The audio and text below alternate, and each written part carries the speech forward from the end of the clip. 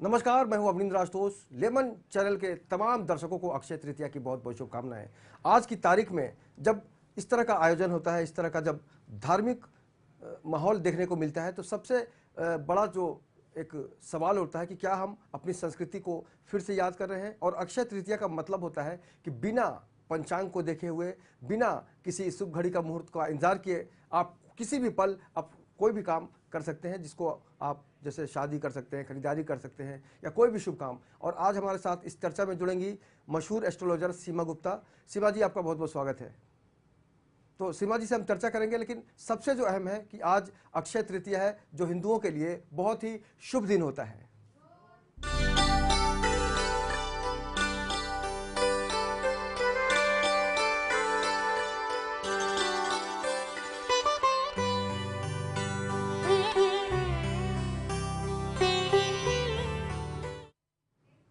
तो हमारे धर्म में अक्षय तृतीया का बहुत ही ज़्यादा महत्व है। एक हम समझने की कोशिश करते हैं कि आज के दिन अक्षय तृतीया को किस तरह से लोग जानते हैं, समझते हैं। देखते हैं एक रिपोर्ट।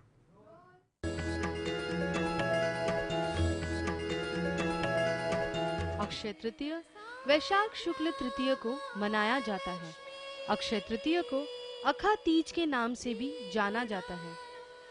नारद पुराणों के अनुसार इस दिन व्रत, पूजन व दान करने से सभी पापों का नाश होता है। इस दिन लक्ष्मी जी और विष्णु जी की पूजा की जाती है। अक्षय तृतीया हिंदू धर्म में बहुत महत्वपूर्ण माना जाता है। अक्षय शब्द का अर्थ है कभी ना नष्ट होने वाला।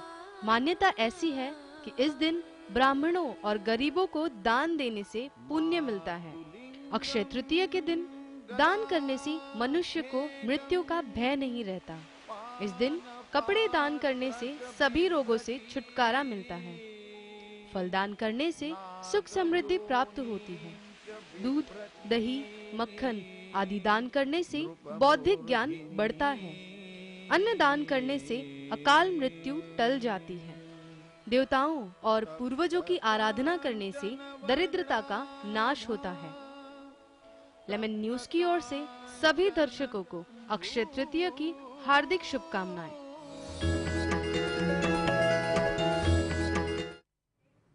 तो वाकई हम बड़े खुश नसीब हैं कि हिंदू धर्म में जो भी परंपराएं हैं, जो भी संस्कृति है, उससे हम कहीं ना कहीं से खुद को जोड़ते हैं, चाहे वो कोई भी त्यौहार हो। लेकिन आज बहुत ही महत्वपूर्ण दिवस है, क्योंकि आज अक्षय तृतीया है। अक्षय तृतीया के बारे में हमें और भी ज़्यादा समझाएंगी सीमा गुप्ता जी। लेकिन जो बाजार की बात करें हम, या फिर अलग अलग रिश्तों की बात करें, तो आज हर कोई, खासकर महिलाएं, बहुत ही सज संवर कर रहती हैं और जाहिर सी बात है उनके ऊपर कृपा होती है। सीमा जी, आज की जो तारीख है उसमें कितना महत्व रखता है अक्षय तृतीया जैसा पर्व? देखिए आशुतोष जी की ये जो अक्षय तृतीया है, ये आज इसके लिए इम्पोर्टेंट, इसको महत्व दिया जाता है क्योंकि आज के दिन महिलाएं अपने सुहाग के लिए भी उपवास रखती हैं। आज लक्ष्मी नारायण जी की पूजा होती है और जो कंवारी लड़कियां होती हैं उन्हें अच्छा पति मिले, इसके लिए वो आज के दिन उपवास रखती हैं। तृतीया जो तिथि है वो हर माह में आती है, लेकिन आज के लिए इसका खास महत्व इसलिए है क्योंकि आज लक्ष्मी नारायण जी की पूजा होती है और आज के दिन लक्ष्मी जी आपके घर में बरकत लेके आती है। तो आज के दिन लोग सोना घर में लेके आते हैं, खरीद कर कपड़े लेके आते हैं, दान करते हो। ज़्यादातर आज के दिन अगर आप पीली वस्तुओं का दान करते हैं तो लक्ष्मी नारायण की कृपा आपके ऊपर बनी रहती है। ये सब बात जो मान्यताएं हैं उसमें सच्चाई कितनी है? क्योंकि अक्सर हम देखते हैं कि जैसे मैं अपनी बात करूं तो कहीं ना कहीं से हमारे जैसे बहुत सारे लोग हैं जो इस तरह सोचते भी नहीं कि कुछ दान करें, पुण्य करें। तो क्या वाकई इसका असर होता है? देखिए, दान करने से एक तो आपके अंदर ये भावना जागेगी कि आपके पास है, आप उसका थोड़ा सा हिस्सा किसी को दान में दे रहे हैं। दान में देने से ये होगा कि सामने वाला व्यक्ति की इच्छा जो है वो तृप्ति हो जाएगी। अगर आप उसे अन्न देते हैं तो उसका पेट भरेगा, कपड़े दान देते तो उसका तन ढकेगा, और अगर आप धन देते तो उसका घर चलेगा। तो मुझे ऐसा लगता है कि अगर आप अपनी जो धन का 10वां हिस्सा अगर दान करते हैं तो इस प्रकार आपके घर में लक्ष्मी की बरकत रहती है और जो जिसे आप दान दे रहे हैं उसके घर में भी बरकत होती है। बहुत से ऐसे लोग होते हैं जिनके घर में कभी बरकत नहीं होती, क्योंकि लगातार वो समस्याओं के सागर में डूबे रहते हैं। लेकिन निश्चित रूप से उसका भी कहीं ना कहीं से रास्ता सीमा जी बताएंगे आपको। सीमा जी, बहुत सारे ऐसे लोग होते हैं जो बिल्कुल धर्म कांड में विश्वास नहीं करते, लेकिन कहीं ना कहीं से जब परेशानी आती है तो उनको लगता है कि शायद हमसे कोई पाप तो नहीं हो गया। आशुतोष जी, यही हमारे जो मानव की थोड़ी सी भूल है कि अगर हम जब परेशान होते तो हम भगवान को जाके दोष देते कि क्या मुझसे भूल हो गई है जिसकी वजह से मेरे साथ में प्रॉब्लम्स चल रही हैं, समस्याएं चल रही हैं। तो आशुतोष जी, मुझे ऐसा लगता है, और मैंने जो अभी तक की ग्रंथों में पढ़ा है या पुराणों में पढ़ा है, तो दान करने से, पूजा करने से आपकी आत्मिक शांति तो मिलती है, आपके घर का जो वातावरण होता है वो शुद्ध होता है। इसके लिए मुझे लगता है कि ये जो अक्षय तृतीया है, इस आज के दिन तो मनाना ही चाहिए, लेकिन हर माह की तृतीया को अगर आप लक्ष्मी जी की पूजा करते हैं तो जैसे आपने कहा कि बरकत नहीं होती है, लेकिन अगर आप हर माह की तृतीया को पूजा करते हैं लक्ष्मी जी की और नारायण जी की पूजा, तो आपके घर में धन की बरकत होना शुरू हो जाती है। तो अगर आप परेशान हैं, अगर आप चाहते हैं कि आपके जीवन में खुशहाली आए, तो आप अक्षय तृतीया के जरिए या जो भी त्यौहार आते हैं उस दिन अंदर से आप अपने आप को भगवान के हवाले कीजिए। और जाहिर सी बात है, और आज अगर अक्षय तृतीया की बात है तो अक्षय तृतीया को लेकर भी काफ़ी बातें होती रहती हैं, लेकिन हम चाहेंगे कि हमारे दर्शकों को पता चले कि असली मकसद क्या है अक्षय तृतीया का और किस तरह की कथा है। अक्षय तृतीया या आखा तीज बैसाख मास में शुक्ल पक्ष की तृतीया तिथि को कहते हैं। पौराणिक ग्रंथों के अनुसार इस दिन जो भी शुभ कार्य किए जाते हैं उसका अक्षय फल मिलता है, इसी कारण इसे अक्षय तृतीया कहा जाता है। वैसे तो सभी 12 महीनों की शुक्ल पक्ष या तृतीया शुभ होती है, किंतु वैशाख माह की तिथि स्वयं सिद्ध मुहूर्तों में मानी गई है। भविष्य पुराण के अनुसार इस तिथि की युगादि तिथियों में गणना होती है। सतयुग और त्रेता युग का प्रारंभ इसी तिथि से हुआ है। भगवान विष्णु ने नर नारायण, हयग्रीव और परशुराम जी का अवतरण भी इसी तिथि को लिया था। ब्रह्मा जी के पुत्र अक्षय कुमार का आविर्भाव भी इसी दिन हुआ था। इस दिन श्री बद्रीनाथ जी की प्रतिमा स्थापित कर पूजा की जाती है और श्री लक्ष्मी नारायण के दर्शन किए जाते हैं, जिससे आपकी मनोकामना पूर्ण हो सकती है। प्रसिद्ध तीर्थ स्थल बद्रीनारायण के कपाट भी इसी तिथि से ही पुनः खुलते हैं। वृंदावन स्थित श्री बांके बिहारी जी मंदिर में भी केवल इसी दिन श्री विग्रह के चरण दर्शन होते हैं, अन्यथा वे पूरे वर्ष वस्त्रों से ढके रहते हैं। जीएम हिंगे के अनुसार अगर हम बात करें, तृतीय 41 घटी 21 पल होती है तथा धर्म सिंधु एवं निर्णय सिंधु ग्रंथ के अनुसार अक्षय तृतीया 6 घटी से अधिक होना चाहिए। पद्म पुराण के अनुसार इस तृतीया को अपराह्न या व्यापिनी मानना चाहिए। इसी दिन महाभारत का युद्ध समाप्त हुआ था। जाहिर सी बात है, महाभारत को लेकर जिस तरह की मान्यताएं हैं, तो आज युद्ध विराम हुआ था और द्वापर युग का समापन भी इसी दिन हुआ था। ऐसी मान्यता कि इस दिन से प्रारंभ किए गए कार्य अथवा इस दिन को किए गए दान का कभी भी क्षय नहीं होता। अक्षय तृतीया का सर्वसिद्ध मुहूर्त के रूप में भी विशेष महत्व है। मान्यता कि इस दिन बिना कोई पंचांग देखे कोई भी शुभ व मांगलिक कार्य जैसे विवाह, गृह प्रवेश, वस्त्र आभूषणों की खरीदारी या घर, भूखंड, वाहन आदि की खरीदारी से संबंधित कार्य किए जा सकते हैं। नवीन वस्त्र आभूषण आदि धारण करने और नई संस्था समाज आदि की स्थापना या द्वात्मक का कार्य श्रेष्ठ माना जाता है। पुराणों में लिखा है कि इस दिन पितृपक्ष पितरों को किया गया तर्पण तथा पिंडदान अथवा किसी और प्रकार का दान अक्षय फल प्रदान करता है। इस दिन गंगा स्नान करने से तथा भगवत पूजन से समस्त पाप नष्ट हो जाते हैं। यहाँ तक कि इस दिन किया गया जप तप हवन स्वाध्याय और दान भी अक्षय हो जाता है। यह तिथि यदि सोमवार तथा रोहिणी नक्षत्र के दिन आए तो इस दिन किए गए दान जप तप का फल बहुत अधिक बढ़ जाता है। इसके अतिरिक्त यदि ये तृतीया मध्याह्न से पहले शुरू होकर प्रदोष काल तक रहे तो बहुत ही श्रेष्ठ मानी जाती है। यह भी माना जाता है कि आज के दिन मनुष्य अपने या स्वजनों द्वारा किए गए जाने अनजाने अपराधों की सच्चे मन से ईश्वर से क्षमा प्रार्थना करे तो भगवान उसके अपराधों को क्षमा कर देते हैं और उसे सद्गुण प्रदान करते हैं। अतः आज के दिन अपने दुर्गुणों को भगवान के चरणों में सदा के लिए अर्पित कर उनसे सद्गुणों का वरदान मांगने की भी परंपरा रही है। अक्षय तृतीया के दिन ब्रह्म मुहूर्त में उठकर समुद्र या गंगा स्नान करने के बाद भगवान विष्णु की शांत चित्त होकर विधि विधान से पूजा करने का प्रावधान है। नैवेद्य में जौ या गेहूं का सत्तू, ककड़ी और चने की दाल अर्पित किया जाता है। तत्पश्चात फल फूल, बर्तन तथा वस्त्र आदि दान करके ब्राह्मणों को दक्षिणा दी जाती है। ब्राह्मण को भोजन करवाना कल्याणकारी समझा जाता है। मान्यता कि इस दिन सत्तू अवश्य खाना चाहिए तथा नए वस्त्र और आभूषण पहनने चाहिए। गौ, भूमि, स्वर्ण, पात्र इत्यादि का दान भी इस दिन किया जाता है। यह तिथि वसंत ऋतु के अंत और ग्रीष्म ऋतु का प्रारंभ का दिन भी है, इसलिए अक्षय तृतीया के दिन जल से भरे घड़े, कुल्हड़, सकोरे, पंखे, खड़ाऊ, छाता, चावल, नमक, घी, खरबूजा, ककड़ी, चीनी, साग, इमली, सत्तू आदि गर्मी में लाभकारी वस्तुओं का दान पुण्यकारी माना गया है। दान के पीछे ये लोक विश्वास है कि इस दिन जिन जिन वस्तुओं का दान किया जाएगा वे समस्त वस्तुएं स्वर्ग या अगले जन्म में आपको प्राप्त होंगी। इस दिन लक्ष्मी नारायण की पूजा सफ़ेद कमल अथवा सफ़ेद गुलाब या पीले गुलाब से करना चाहिए।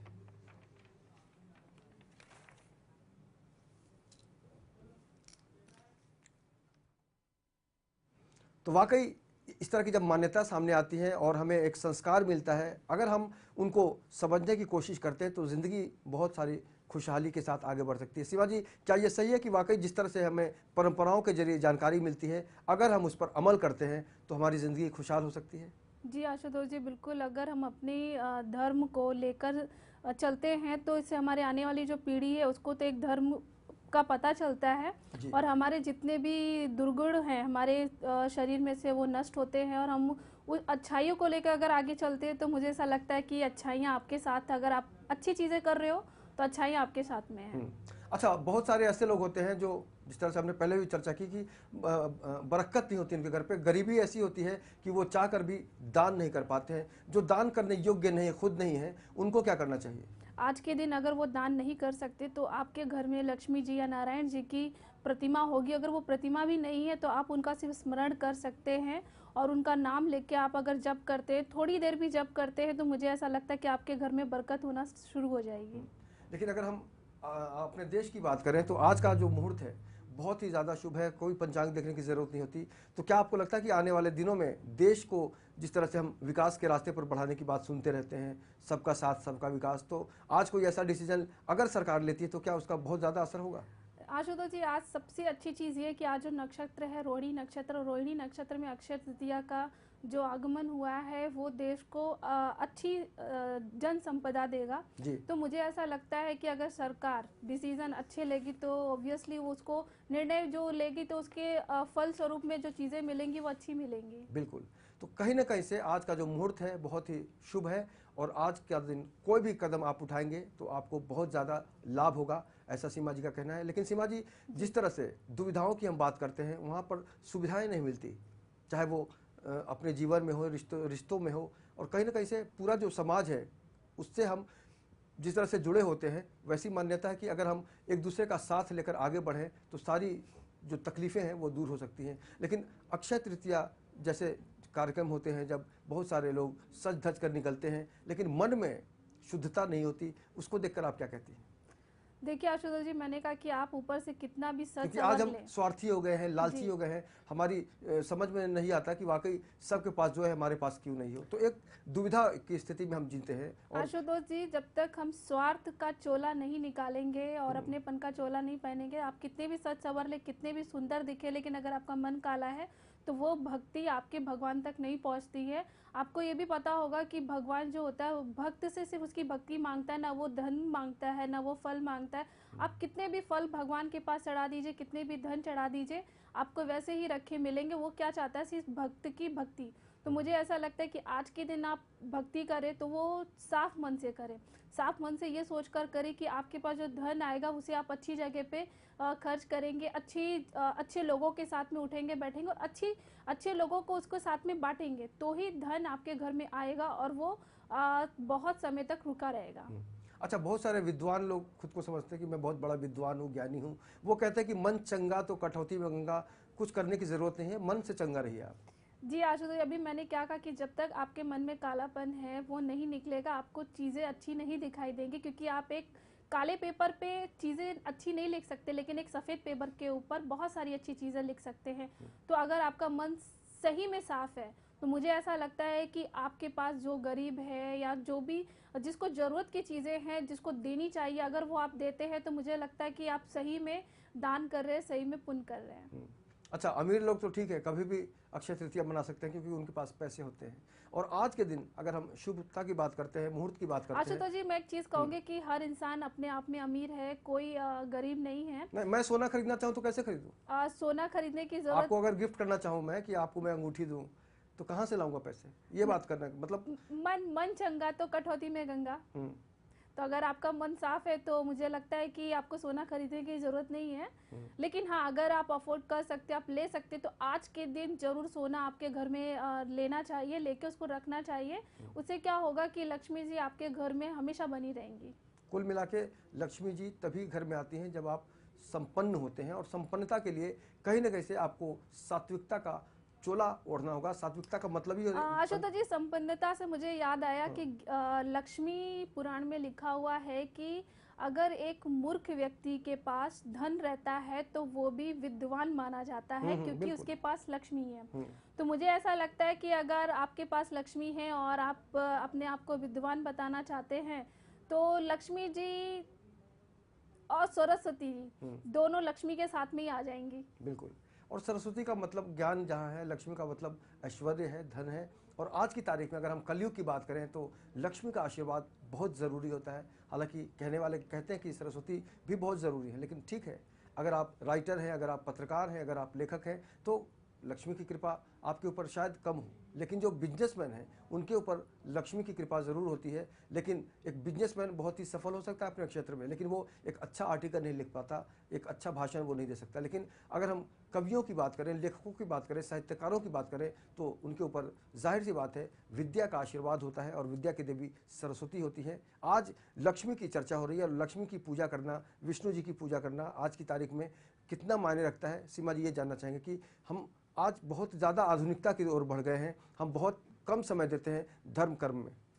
आशुतोष जी, अगर आधुनिकता की बात करें तो ये आधुनिकता चल भी रही है लक्ष्मी से, क्योंकि अगर आपके पास लक्ष्मी नहीं होगी तो आप नए नए जो भी गैजेट है वो यूज़ नहीं कर सकते। तो अगर आप चाहते हैं कि आपके घर में लक्ष्मी बनी रहे तो आज के दिन लक्ष्मी नारायण की पूजा जरूर करनी चाहिए, लक्ष्मी को दिल से याद करना चाहिए। और एक बहुत अच्छा जो मुहूर्त है वो 8 से लेकर 9:40 तक, अगर वो उस समय आप लक्ष्मी जी की पूजा करते हैं, क्योंकि वो जो मुहूर्त है वो स्थिर लग्न है। अगर स्थिर लग्न में हम कोई भी पूजा पाठ करते हैं वो पूजा पाठ का फल हमको तुरंत मिलता है। तो उस समय आप अगर 8 से 9:40 तक की पूजा में भाग लेते हैं और लक्ष्मी नारायण जी का थोड़ा सा जाप और थोड़ा सा मंत्र करते हैं तो आपके घर में संपन्नता तो रहेगी, क्योंकि आप दिल से पूजा उनकी कर रहे हैं। बिल्कुल, संपन्नता के लिए आपको माँ लक्ष्मी को प्रसन्न करना होगा ताकि उनका जो आशीर्वाद है आपके घर पर बरसे और तभी आप आगे बढ़ सकेंगे हंसते हंसते। क्योंकि अक्षय तृतीया का मतलब ही होता है आज किसी भी तरह की कोई शंका ना करें, किसी शुभ मुहूर्त का इंतजार ना करें। हालांकि सीमा जी समय सीमा में बांधना चाह रही हैं, तो कहा जा सकता है कि वाकई आज का दिन बहुत ही महत्वपूर्ण है। आज जिस तरह से पूजा की जाती है उसमें पुष्प का भी बड़ा महत्व होता है। तृतीय में, सभी महीनों की तृतीया में सफ़ेद पुष्प किया गया पूजन बहुत ही ज़्यादा महत्वपूर्ण माना गया है। ऐसी भी मान्यता कि अक्षय तृतीया पर अपने अच्छे आचरण और सद्गुणों से दूसरों का आशीर्वाद लेना अक्षय रहता है। भगवान विष्णु और माता लक्ष्मी की पूजा विशेष फलदायी मानी गई है। इस दिन क्या किया गया आचरण और सत्कर्म अक्षय रहता है। संस्कृति में भी इसका महत्व होता है। इस दिन से शादी ब्याह करने की शुरुआत हो जाती है। बड़े बुजुर्ग अपने पुत्र पुत्रियों के लगन का मांगलिक कार्य आरंभ कर देते हैं। अनेक स्थानों पर छोटे बच्चे भी पूरी रीति रिवाज के साथ अपने गुड्डा गुड़िया का विवाह रचाते हैं, जैसे बचपन में लोग अक्सर देखते हैं। इस प्रकार गांवों में बच्चे सामाजिक कार्य व्यवहारों को स्वयं सीखते और आत्मसात करते हैं। कई जगह तो परिवार के साथ साथ पूरा का पूरा गांव भी बच्चों के द्वारा रचे गए वैवाहिक कार्यक्रमों में सम्मिलित हो जाता है। इसलिए कहा जा सकता है कि अक्षय तृतीया सामाजिक व सांस्कृतिक शिक्षा का अनूठा त्यौहार है। कृषक समुदाय में इस दिन एकत्रित होकर आने वाले वर्ष के आगमन, कृषि पैदावार आदि के शगुन देखते हैं। ऐसा विश्वास है कि इस दिन जो शगुन कृषकों को यानी किसानों को मिलते हैं वे 100% सत्य होते हैं। राजपूत समुदाय में आने वाला वर्ष सुखमय हो, इसलिए इस दिन शिकार पर जाने की परंपराएं हैं। कुछ कथाएं भी सीमा जी प्रचलित काफ़ी हैं, मैं चाहूँगा कि हम दर्शकों को जरूर सुनाएं। अक्षय तृतीया की अनेक व्रत कथाएं प्रचलित है। ऐसी एक कथा है के अनुसार प्राचीन काल में एक धर्मदास नामक वैश्य था। उसकी सदाचार, देव और ब्राह्मणों के प्रति काफ़ी श्रद्धा थी। इस व्रत के महात्म्य को सुनने के पश्चात उसने पर्व के आने पर गंगा में स्नान करके विधि पूर्वक देवी देवताओं की पूजा की। व्रत के दिन स्वर्ण वस्त्र तथा दिव्य वस्तुएं ब्राह्मणों को दान में दी। अनेक रोगों से ग्रस्त तथा वृद्ध होने के बावजूद उसने उपवास करके धर्म कर्म और दान पुण्य किया। यही वैश्य दूसरे जन्म में कुशावती का राजा बना। कहते हैं कि अक्षय तृतीया के दिन किए गए दान व पूजन के कारण वो बहुत धनी प्रतापी बना, बहुत अमीर बन गया। वो इतना धनी और प्रतापी राजा था कि त्रिदेव तक उसके दरबार में अक्षय तृतीया के दिन ब्राह्मण का वेश धारण करके उसके महायज्ञ में शामिल होते थे। अपनी श्रद्धा और भक्ति का उसे कभी घमंड नहीं हुआ और महान वैभवशाली होने के बावजूद वो धर्म मार्ग से विचलित कभी नहीं हुआ। माना जाता है कि यही राजा आगे चलकर राजा चंद्रगुप्त के रूप में पैदा हुआ। तो ऐसी कई कथाएं हैं जिसको लेकर आज की तारीख में उनको ज़रूर जानना चाहिए कि स्कंद पुराण और भविष्य पुराण में उल्लेख है कि वैशाख शुक्ल पक्ष की तृतीया को रेणुका के गर्भ से भगवान विष्णु ने परशुराम रूप में जन्म लिया था।